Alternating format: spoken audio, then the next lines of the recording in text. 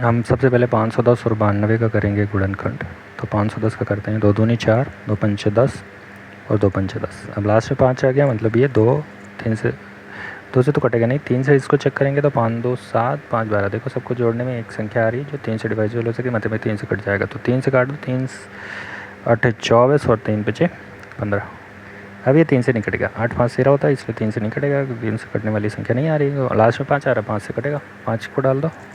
17 25 85 होता है, बताइए। तो यहाँ जाएगा 17, फिर 17 से कट जाएगा, 17 एकम 17,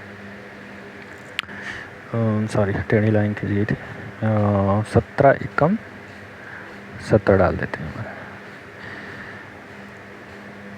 अब आ जाते हैं 92 की ओर। तो 92 लास्ट में 2 है, 2 से कट जाएगा, 2 चौको 8 बचा 1, 2 छक्के 12, फिर 2 से कट जाएगा क्योंकि 46 तो कटे जाएगा, आराम से दिख रहा है। तो 2 से काटेंगे तो 2 दूनी 4 और 2 तिहाई 6 आएगा, लिख देते हैं। 2 दूनी 4 और 2 तिहाई 6, 23 आ गया। 23 क्या है, एक प्राइम नंबर है, मतलब अभाज्य संख्या है, खुद से ही कटेगी ये।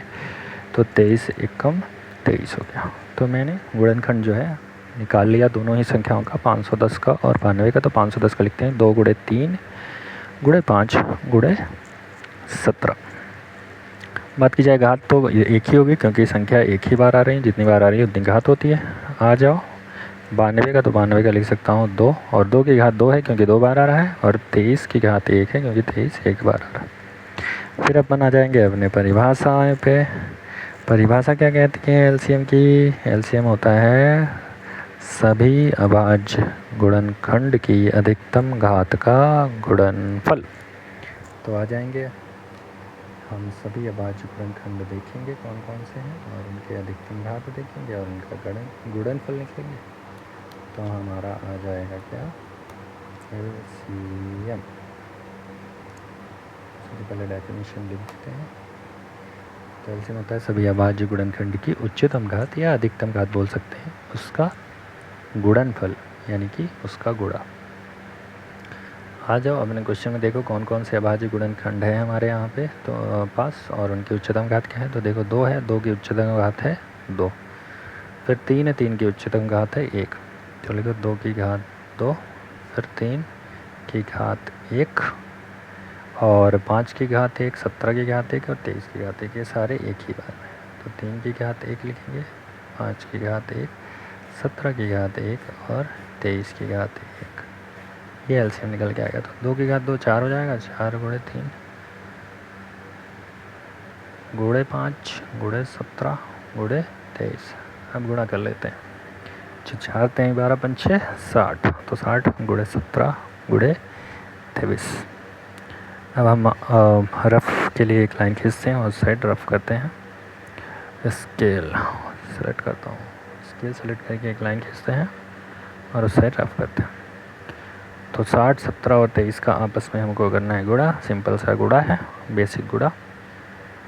60 लिखते हैं और फिर इसमें गुणा करते हैं। सबसे पहले 17 का 7 शून्य 7 42, फिर 1 शून्य 1 छक्के 6, तो आ गया 0 2 और 6 4 10 1 0 2 0। अब इसमें गुणा करेंगे किसका, 23 का। तो 3 0 0 3 2 6 3 0 0 3 1 3 2 0 0 2 2 4 2 0 0 2 1 2, जोड़ दो 0 6 4 3 2 2 3 4 6 0। ये मेरा आ गया एलसीएम। एलसीएम हमेशा बड़ा ही आएगा एचसीएफ से ऑलवेज।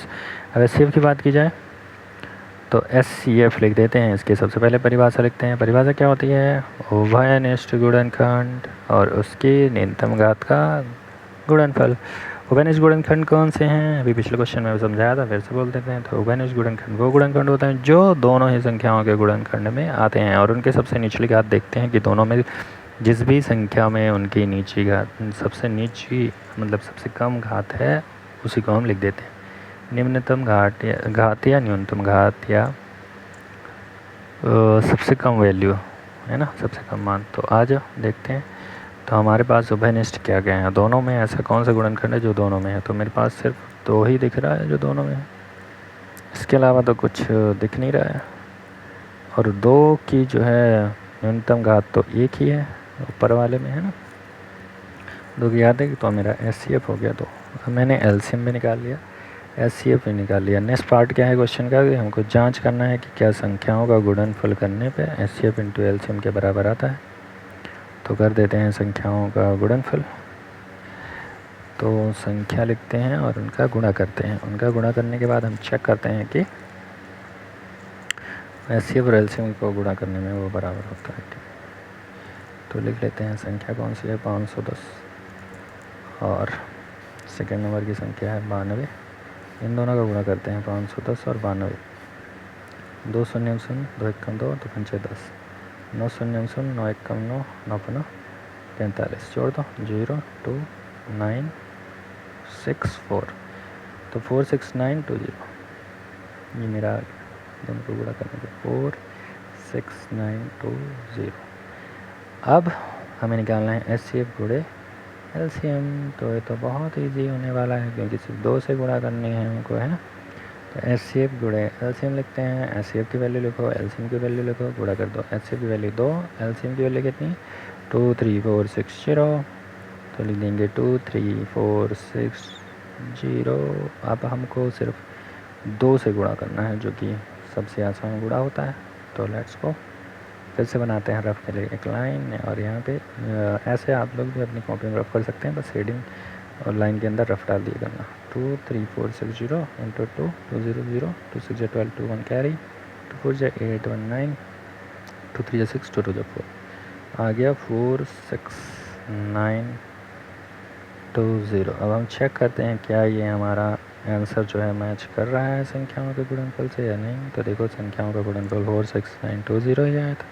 हमारा एचसीएफ इंटू एलसीएम भी 4 6 9 2 0 आया। तो दिस इम्प्लाइज ये हमें क्या बताता है कि संख्याओं का जो है गुणनफल वो बराबर है एचसीएफ और एलसीएम के गुणनफल के। और यही हमको जांच करना था। तो हमारा जांच भी जो है पूरा होता है। हम लिख देते हैं संख्याओं का गुणनफल is equal to HCF into LCM. Pen में पेन चल नहीं रहा है, एक सेकंड इसको सही करते हैं। पेन इस एक सेकंड पेन को क्लियर करते हैं। बस वेट। सो आप बोर्ड की एग्ज़ाम की कॉपी में भी ऐसे राइट साइड में अगर आपको पीछे रफ़ करने में दिक्कत हो रही है तो राइट साइड में एक लाइन खींच के उसके अंदर रफ़ लिख के आप शॉर्ट में रफ़ कर सकते हैं। तो आपको बार बार पीछे जो है पेज पलटने की ज़रूरत नहीं पड़ेगी। पेन एक सेकंड, पेन जो है स्क्रॉल नहीं हो पा रहा है, उसको सही कर रहा हूँ मैं। Let's do that. ओके, आ गया संख्याओं का गुणनफल बराबर एचसीएफ इंटू एलसीएम। और यही चेक करना था हमको। चेक करने में हमारा जो है आ गया 4 6 9 2 0। दोनों की वैल्यू सेम आ रही है। इति सिद्धम। तो हमारा ये क्वेश्चन जो है सिद्ध करना था या जांच करना था, क्लियर करना था कि क्या संख्याओं का गुणनफल और एचसीएफ इंटू एलसीएम बराबर हो रहा है। तो बिल्कुल सही। तो हम ऐसे ही सारे क्वेश्चन करने वाले हैं बिल्कुल बेसिक लेवल से। अगर अच्छा लगे तो लाइक और सब्सक्राइब कर देना। Thanks for watching.